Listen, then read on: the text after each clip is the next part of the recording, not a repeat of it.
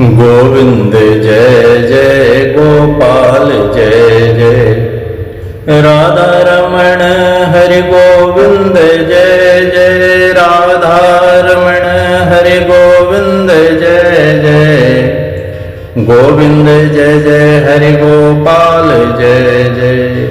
बोलिए गोविंद भगवान की जय, सद्गुरुदेव भगवान की जय। आइए अपने चित्त को वहीं ले चले जहां आप कथा श्रवण कर रहे हैं। सती चरित्र भगवान भोलेनाथ ने भगवान पर छोड़ दिया। होया वही जो राम रच राखा, को कर तर्क बढ़ावे शाखा।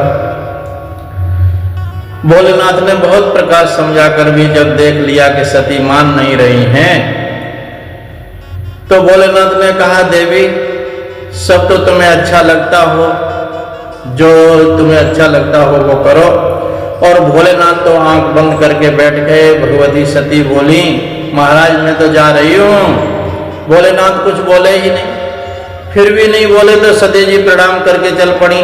सती जी चलते चलते सोचती जा रही हैं कि हे भगवान, कहीं भोलेनाथ नाराज तो नहीं हो जाएंगे, कहीं असंतुष्ट तो नहीं है। अच्छा दोबारा कोशिश करती हूँ, मेरे भोलेनाथ तो आशुतोष हैं, बहुत जल्दी खुश हो जाते हैं। दोबारा प्रयत्न किया तो शायद प्रसन्न हो जाएं। तो बहुत दूर तक जाने के बाद फिर लौट पड़ती हैं, फिर चरण दबाने लगती हैं, फिर अनुमति मांगने लगती हैं, पर कोई उत्तर जब भोलेनाथ की ओर से नहीं मिला तो फिर निकल पड़ती हैं। सती जी जाने लगती हैं तो भोलेनाथ फिर धीरे धीरे आंखें खोल लेते हैं, और जब आने लगती हैं तो फिर बंद कर लेते हैं। सती जी जाने लगती हैं तो भोले बाबा धीरे धीरे आंखें खोल देखने लगते हैं। यही क्रम चल रहा है। और सती जी दुविधा में फंसी हैं। पिताजी की याद आती है तो यज्ञ महोत्सव का दृश्य आंखें उनके सामने नाचता है, और भागने चली लगती हैं। और भोलेनाथ का ध्यान आता है तो लौट पड़ती हैं। निष्क्रामंती निर्विशति दुविधा आशा। कभी लौटती हैं, कभी जाती हैं, कभी लौटती हैं, कभी जाती हैं। दुविधा में पड़ी हुई हैं, कभी बाहर कभी भीतर निर्णय नहीं ले पा रही हैं। क्या करूं, अंत में निर्णय ले ही लिया, कुछ भी हो मैं यज्ञ में तो जाऊंगी ही। ऐसे यज्ञ कोई नित्य थोड़ी हुआ करते हैं, और सबसे मिलजुल करके बाद में आकर अपने भोले बाबा को भी मना लूंगी। ऐसा विचार कर सती जी बहुत दूर तक चली गई। भोलेनाथ ने देखा कि ये अब तो बहुत दूर चली गई, अब की बार लौटने वाली नहीं है। तब नंदीश्वर आदि गणों से बुलाकर कहा, जाओ इन्हें आदर के साथ पहुंचा करके चले आओ। नंदीश्वर आदि गण दौड़े दौड़े आए। माता जी हम आपके रहते हुए आप पैदल कैसे जाएंगी, हमारे लिए धिक्कार है, आप पैदल जाएंगी, आज्ञा करो माँ। कहा चलना है। भगवती सती बोली, मेरे पिताजी के यहाँ बहुत बड़ा यज्ञ हो रहा है, चलना है, चलना चाहो तो तुम भी चलो। लोग सब चले।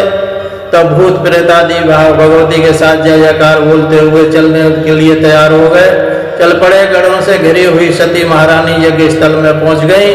कल तक माँ के चरणों, माँ के प्राणों में देवता साष्टांग दंडवत करते थे। आज उनके सब देखा तो तुरंत ही मुंह घुमा लिया, अनदेखा कर दिया। सती जी का ये व्यवहार अटपटा सा लगा। कोई भी ठीक से बात ही नहीं कर रहा है, कोई प्रणाम तक दंडवत तक नहीं कर रहा है। दक्ष सख्त आदेश था कि शिव संबंधी कोई भी हो, उससे जो संबंध रखेगा वह मेरा दुश्मन है। बहनों ने देखा, अभिनंदन किया। आओ आओ बहन सती, तेरे बिना तो हमारा मन ही नहीं लग रहा था, और हमने सुना है कि पिताजी ने तुम्हें निमंत्रण नहीं दिया। अरे बाप रे, हमें बड़ा बुरा लगा, पर कोई बात नहीं, आ तो गई हो। घर में निमंत्रण की क्या प्रतीक्षा करना है बहन, तुम्हें तो आकर बहुत अच्छा लगा है। तुम आई, हमें तो बहुत हृदय में प्रसन्नता है, लेकिन मुस्कुरा रही हैं। ये बिना निमंत्रण के ही आ गई सती। सती ने सोचा, इनसे क्या मतलब है, मायके में सबसे अधिक महत्व तो माता का होता है, अन्यथा कोई पूछने वाला नहीं होता, केवल औपचारिकता निभाई जाती है। इसलिए सती ने सबसे मन हटाया और सीधे माँ से मिलने के लिए चली गई। वास्तव में देवी सती ने के न आने की हार्दिक पीड़ा यदि थी तो केवल उनकी माँ को ही हृदय में इतनी बड़ा उत्सव हो रहा है। परंतु माता प्रसूति अपने कक्ष में बड़ी दुखी होकर के बैठी हैं, बहुत दुखी होकर के बैठी कि अचानक अपने भवन में अपनी बेटी सती का प्रवेश करते हुए देखा। प्रसूति माता का हृदय तो वात्सल्य से भर गया, तुरंत वेग से दौड़कर पुत्री के अंक में भरकर हृदय में लगा लिया। सादर भले मिली एक माता और भगनी मिली बहुत मुस्काता। भगनी तो बस कपट की मुस्कान से ही मुस्का रही हैं कि इसको तो निमंत्रण भी नहीं आया, लेकिन एक माता जो प्रसूति थी वो दौड़ पड़ी, सती आ गई मेरी बेटी।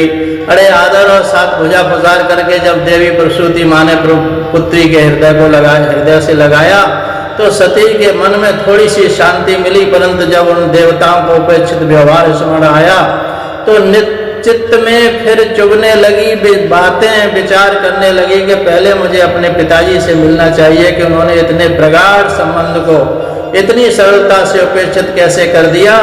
जैसे ही अपने पिता से सती जी मिलने गईं और दक्ष ने देखा कि मेरी बेटी सती आ रही है तो शिव संबंध होने के कारण आंखें फेर ली, मुंह घुमा लिया, न देखा न मुस्कुराया। अपने पिता के द्वारा ये उपेक्षापूर्ण व्यवहार सती जी के हृदय को और भी अत्यंत पीड़ादायक बन गया, और फिर भी अपमान के घूंट को पी गई, अपना अपमान सह गई।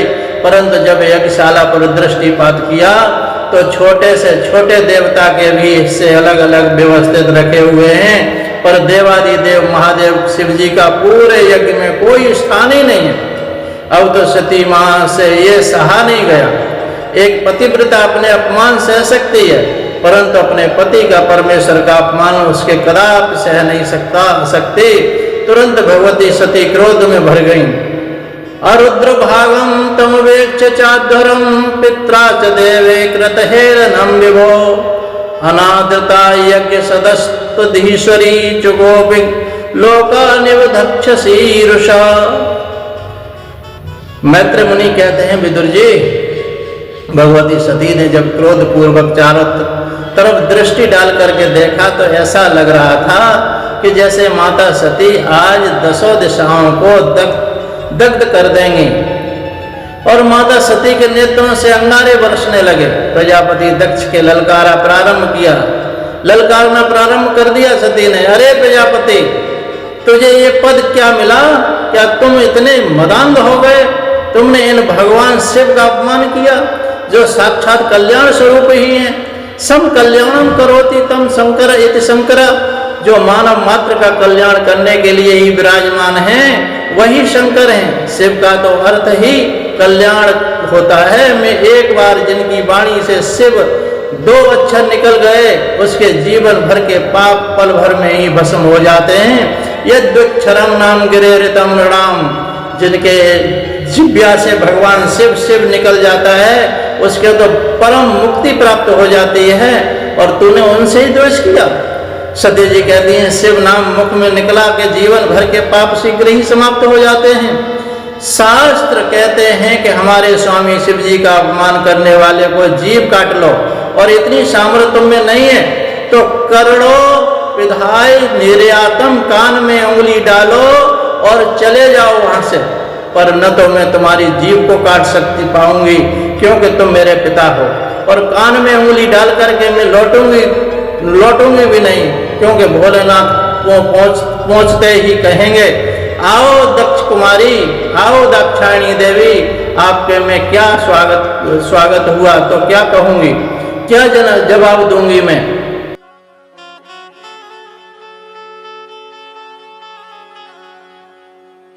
जब भोलेनाथ पूछेंगे, आओ दाक्षायणी, क्या तो वहां पर तुम्हारा स्वागत हुआ, तो भोलेनाथ को कितना विश्वास देकर आई थी, मुझे तुम्हारे प्रेम पर कितना विश्वास था, मैं बिन बुलाए पागलों की तरह आ गई और तुमने मेरे स्वामी का यहाँ पर ऐसा अपमान किया।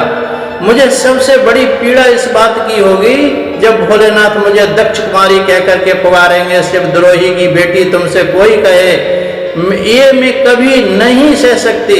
मुझे जीवन में आज पहली बार पता चला कि मेरा जन्म एक शिवद्रोही के द्वारा हुआ है। जो मेरे प्राण धन है, जीवन धन है, जीवन सर्वस्व है, उनकी मैं अर्धांगिनी हूँ, और मेरा जन्म उनके द्रोही के द्वारा हुआ है। इस शरीर में शिव द्रोही का रक्त है, इसलिए अब ये शरीर में स्वीकार नहीं करूंगी। पर क्या करें, जब तक शरीर है तब तक ये संबंध तो स्वीकारना ही पड़ेगा। अतः इस संबंध को समाप्त करने के लिए आज मैं ये शरीर ही समाप्त कर दूंगी। और मेरा ये शरीर मेरे द्वारा उत्पन्न, तेरे द्वारा उत्पन्न है, इसलिए अब इसे धारण नहीं करूंगी। और इतना कहकर माता भगवती ध्यान मगन बैठ गई।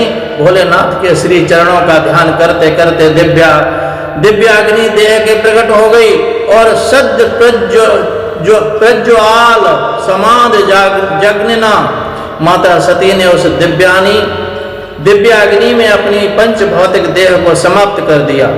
जो भूत प्रेतादि गण माता सती के साथ आए हुए थे, उन्होंने सब दृश्य देखा और सुना, एकदम क्रोधित हो गए और मारो काटो चिल्लाने चलते हुए यज्ञशाला के ऊपर टूट पड़े। जैसे ही भूत प्रेत के आक्रमण को देखा तो यज्ञाचार्य भृगु ने दिव्य शक्तियों को प्रकट कर दिया। इन शक्तियों ने भूत प्रेतों को मार पीट कर वहां से भगा दिया। उधर नारद जी ने भोलेनाथ को पूरा समाचार विस्तार से सुना दिया। भगो वन्या निधनम प्रजापते सत्कृताया अवगम्य नारदात। नारद जी ने कहा कि भोलेनाथ यहाँ आप बैठे हो, पूरा समाचार भगवान शिव ने विस्तार से सुना। तो क्रोध से भर करके भगवान भोलेनाथ क्रोध में आकर बोले, आज यदि दक्ष बच रहा है तो केवल सती के नाते, हमारी पत्नी सती का वह पिता है, इसलिए दक्ष क्षमा का पात्र बन रहा है। जब सती ही नहीं रही तो अब संबंध कैसा, अब पात्रता समाप्त हो गई है। भगवान भोलेनाथ ने अपनी जटा उखाड़ कर पटक दी। देखते देखते भगवान भोलेनाथ की जटा से बड़ा ही एक विशाल महापुरुष प्रकट हो गया। कराल अनेक प्रकार के आयुध, चमचमाती आंखें और बड़े विशाल केस लग रहा था, जैसे मूर्तिमान काल खड़ा हो गया हो। हाथ में एक बड़ा विशाल त्रिशूल धारण किए हुए वीर और पुरुष हाथ जोड़कर बोला, हे भोलेनाथ मुझे आज्ञा क्या है। भोलेनाथ ने कहा, वो वीरभद्र, ये वीर तेरा कल्याण हो, उसी का नाम हो गया वीरभद्र। भोलेनाथ ने आदेश दिया कि दक्षम सह यज्ञम जही, जाओ दक्ष को यज्ञ सहित समाप्त कर दो। अब तो वीरभद्र वेग से दौड़ते हुए भूत प्रेत आदि यज्ञ के पराजित होकर पिटकर आ रहे थे। उन्होंने सब वीरभद्र को देखा तो उन्हें भी बड़ा जोश आ गया। अब डरने की आवश्यकता नहीं, चलो जिन्होंने हमारी पिटाई की थी अब चुन चुन के बदला लेंगे। भूत प्रेतों में जोश आ गया और भूत प्रेतों के शरीर तो वायु प्रधान होता है। इतने में वेग से दौड़े के तूफान आ गया और वह तूफान आकाश में छा गया। यज्ञ के देवता तूफान को देखकर चक्कर में पड़ गए। देखो देखो कितने भयंकर आंधी आ रही है, ऐसी आंधी तूफान हमने कभी नहीं जीवन में देखा। और कैसा तूफान आया, कैसी आंधी आई, उन्होंने वीरभद्र ने क्या किया, इतनी इसकी चर्चा आगे के भाग में सुनेंगे। इतना ही कह करके वाणी को विराम। बोलिए सच्चिदानंद भगवान की जय, बोले भोलेनाथ की जय।